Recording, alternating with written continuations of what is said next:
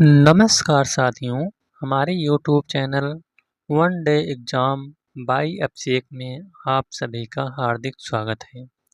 आज हम अंतर्राज्यीय नदी जल विवाद का चैप्टर लेकर आए हैं, जो कि TGT, PGT, GIC, LT, UGC net आदि विभिन्न परीक्षाओं के लिए बहुत ही महत्वपूर्ण होने वाला है।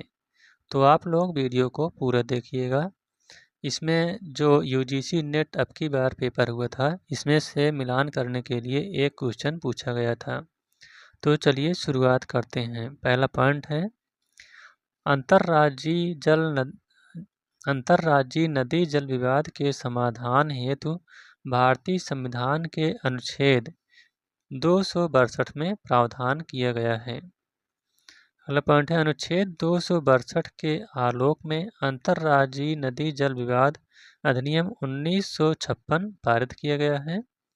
इसके अलावा इस अधिनियम के तहत संसद को अंतर्राज्यीय नदी जल विवादों के निपटारे हेतु अधिकरण बनाने की शक्ति प्रदान की गई है। विवाद समाधान हेतु अधिकरण द्वारा लिया गया निर्णय सर्वोच्च न्यायालय के निर्णय के समान ही महत्व रखता है। अगला पॉइंट है हाल ही में प्रधानमंत्री की अध्यक्षता में केंद्रीय मंत्रिमंडल नदी जल विवादों के न्यायिक निर्णय के लिए अंतर्राज्यीय नदी जल विवाद संशोधन विधेयक 2019 को मंजूरी प्रदान की गई है। यह विधेयक अंतर्राज्यीय नदी जल विवाद अधिनियम 1956 में संशोधन का प्रावधान करता है। संशोधित विधेयक का उद्देश्य कई मौजूदा न्यायाधिकरण के स्थान पर एकल केंद्रीय न्यायाधिकरण की स्थापना करना, ताकि अंतर्राज्यीय नदी जल विवादों के न्यायिक निर्णय को सरल, कारगर और मौजूदा संस्थागत ढांचे को मजबूत बनाया जा सके।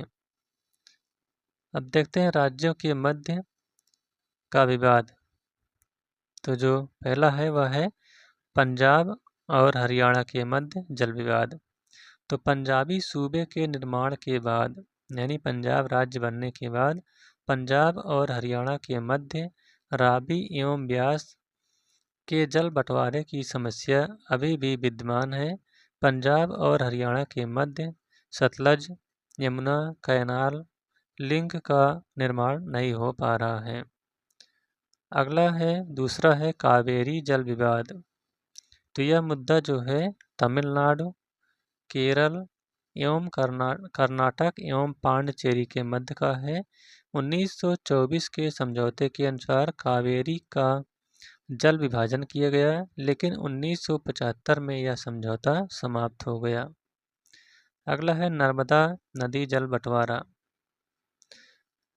तो यह विवाद गुजरात, मध्य प्रदेश, राजस्थान एवं महाराष्ट्र के मध्य विवाद उत्पन्न हुआ है। संसद द्वारा अंतर्राज्यीय जल विवाद अधिनियम 1956 में संशोधन द्वारा नदी जल विवाद हल करने के लिए अस्थायी अधिकरण का गठन किया गया है।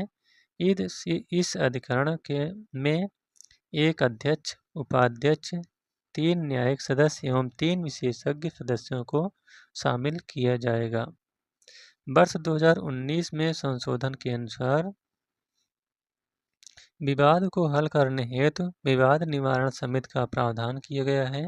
विवाद पहले समिति को सौंपा जाएगा, उसके बाद हल न होने पर अधिकरण को सौंपा जाएगा।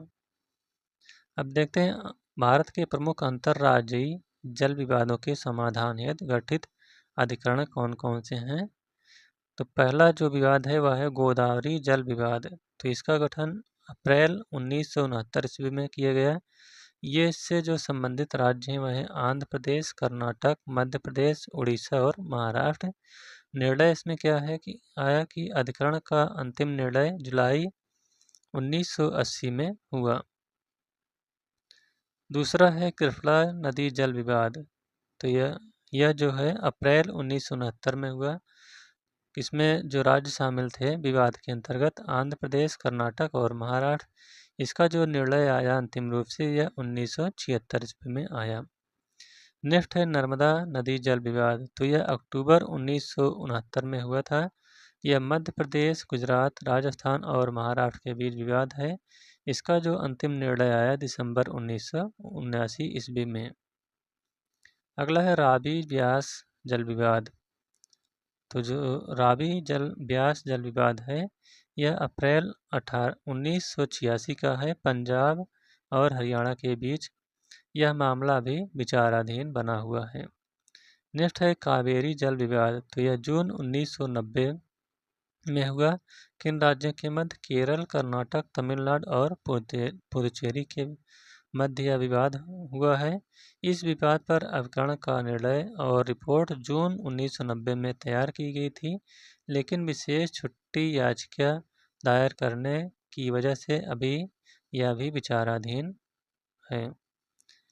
अगला है कृष्णा नदी जल विवाद दूसरा। तो यह अप्रैल 2004 में विवाद हुआ। किसके बीच? कर्नाटक, तेलंगाना, आंध्र प्रदेश और महाराष्ट्र के बीच। यह भी मामला भी विचाराधीन है। अगला है वंशधारा नदी जल विवाद। तो यह फरवरी 2010 में हुआ है, आंध्र प्रदेश और ओडिशा के बीच। तो इसका जो निर्णय है, ट्रिब्यूनल द्वारा रिपोर्ट और निर्णय नहीं दिया गया है।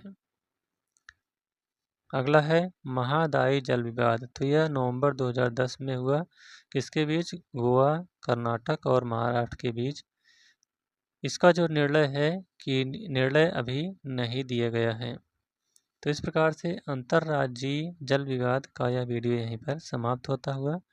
यह वीडियो आपको कैसा लगा? अगर अच्छा लगा हो तो वीडियो को लाइक, शेयर और चैनल को सब्सक्राइब करिएगा। Thank you.